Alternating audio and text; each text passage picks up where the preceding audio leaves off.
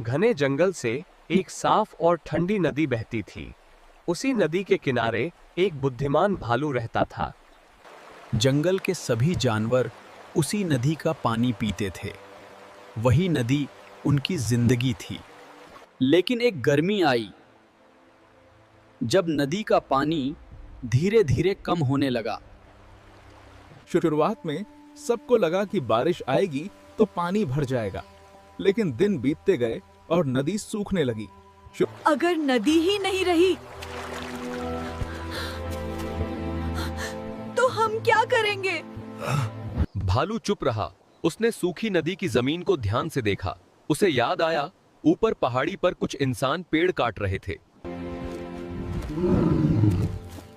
नदी इसलिए सूख रही है क्योंकि जंगल कम हो रहा है। यदि हमें नदी को बचाना है तो हमें पेड़ों को बचाना होगा। हम नए पौधे लगाएंगे। मैं बीज फैलाऊंगा। सभी ने मिलकर पहाड़ी पर सैकड़ों पौधे लगाए। उन्होंने दिन रात मेहनत की। कुछ महीनों के बाद बारिश आ गई। इस बार पानी तुरंत नहीं बहा। पेड़ों की जड़ों ने उसे रोक दिया।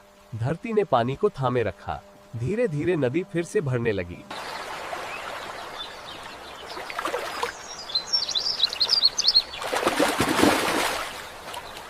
भालू भैया, आपने हमारी नदी बचा ली।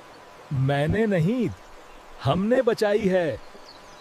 जंगल की कहानी पसंद आई तो सिर्फ देखकर मत जाओ।